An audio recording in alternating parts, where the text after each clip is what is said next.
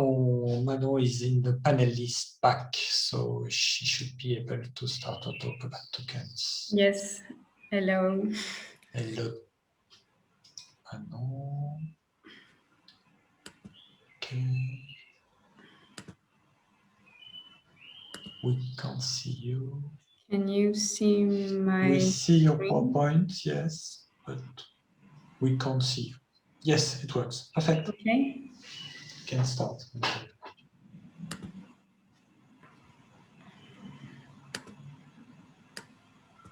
So, hello everyone. I'm Manon Ducretet, and I will present you work I did during my master degree and entitled Monitoring Canopy Bird Activity in Disturbed Landscapes with Automatic Recorders, a case study in the tropics. I worked with the equipe of the Muséum d'Histoire Naturelle de Paris.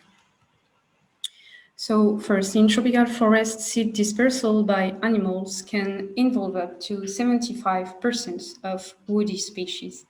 So this interaction, the structure and resilience of tropical rainforest is tightly linked to animal movements and feeding behavior. Or by 2050, 50% of the world's population will be concentrated in the tropics.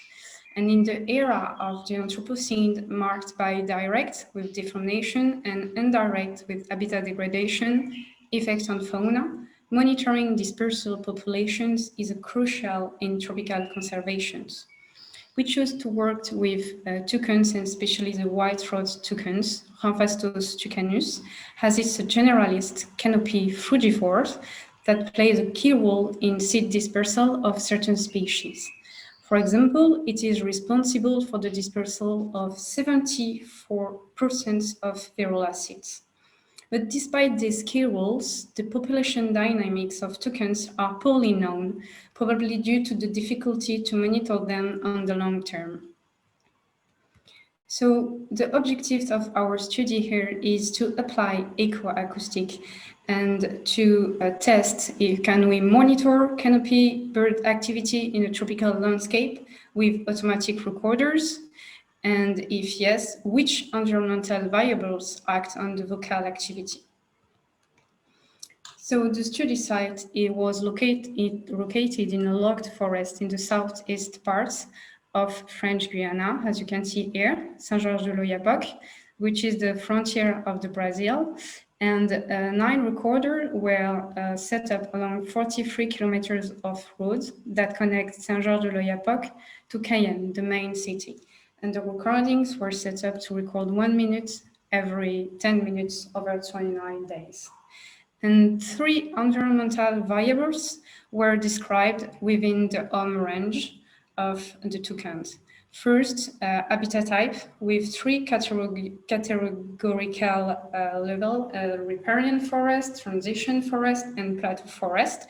As you can see here on the map, riparian forests are in blue, transition forests in purple, and plateau forest is on orange. And we also describe human activities with 4 levels: agriculture area, protected area, high exploitation, and medium exploitations. We also gather weather data and specifically rain events.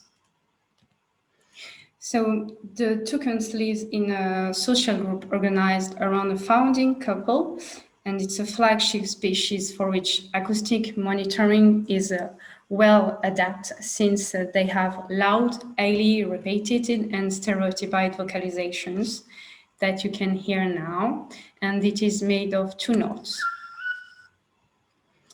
We developed an automatic detection system which consists in the evaluations of the correspondence of a recording in time here and in frequency with a sound of interest here in red through a detection algorithm named for us as a template matching process.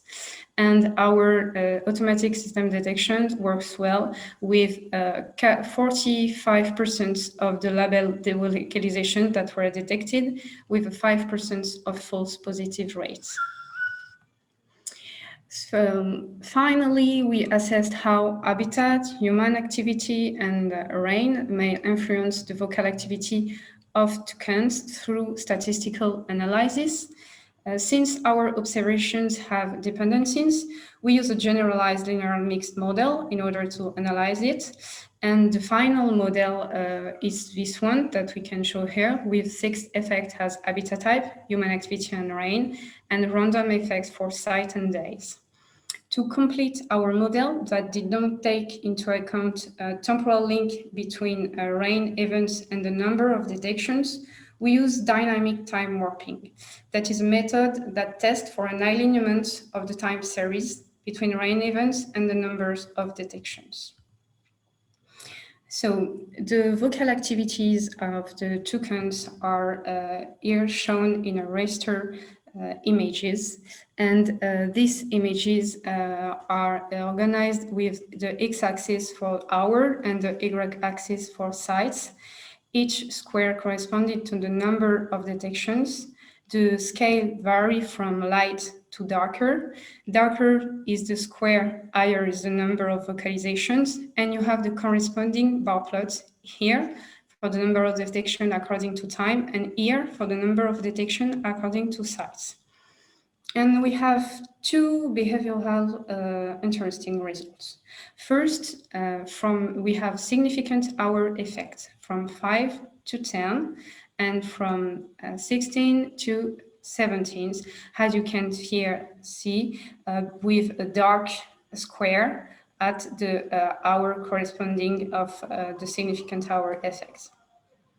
But we did not have a significant effects of habitat type on the number of detections. It seems that all the sites were relatively homogeneous.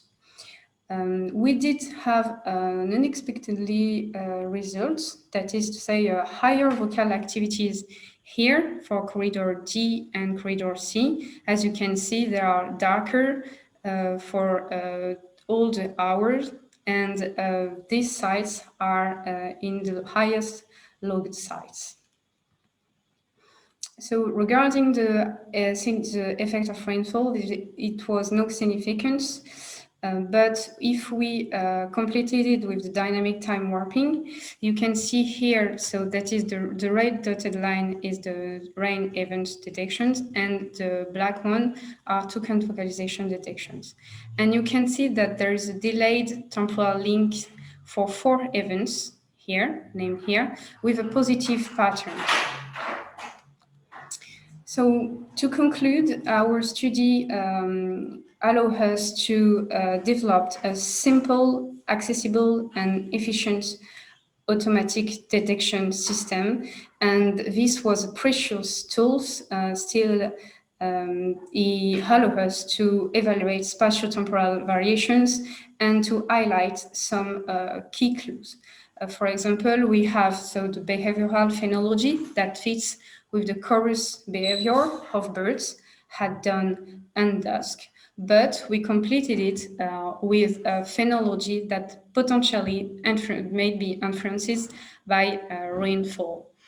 And this is really interesting in the context of climate change. Regarding the spatial variations, the 9 sites were relatively homogeneous in terms of habitat characteristic for toucans. All the 9 sites have the 3 types of forest, and particularly the riparian one, which is a really precious habitat for toucans and other frugivores during food scarcity, since there is a palm tree in this riparian forest that provides fruits during this period.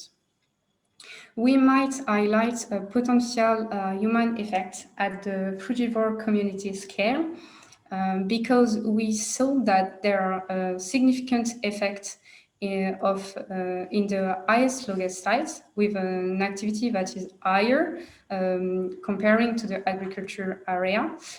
You can think that this might be due to an attenuation effect, or maybe to a community scale effect, since in the longest forest there is less black spider monkey, and black spider monkey are also a main disperser of seed of virula trees. And compared to toucans, they are access to the fruits, directly to the fruits. So they don't have to wait for the natural descent of the fruits. And if black spider monkeys are less numerous in the lowest sites, toucans have access to more foods and to rapidly to more foods. So in conclusions, this study revealed an efficient way of monitoring tropical bird canopy. An opportunity also in the context of climate change to compare time series of bird occurrence related to climatic variations, since we know that the birds can adapt their activity regarding the climate, but also regarding other parameters that might be interesting to monitor at a long-term scale. Also, we can see that combining habitat knowledge and acoustic survey provide key informations to steer future conservation programs and to assess toucans populations at a larger scale based on habitat characteristics. And these key informations are a real clue for the person that are on the field, and this can manage some program and can perform better regarding the monitoring of these species. So I would like to thank everyone, especially my team, for being there during this master degree. And anyone have any questions? Thank you, Manon. A quick question, because its time is over. Just so, Luan, did you see if the logging anthropic activity have a diurnal cyclic temporal pattern?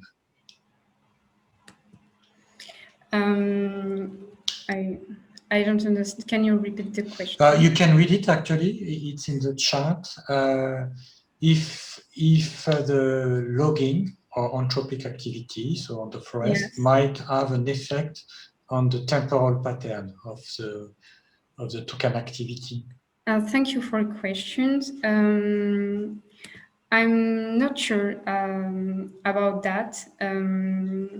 Maybe we can think that other toucans can go to these sites in order to have food.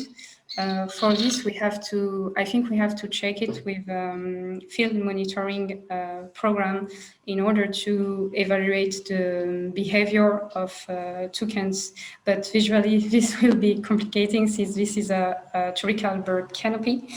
But this is a really good remark, and I will work on it. It might explain one of the results, and it is interesting to test it.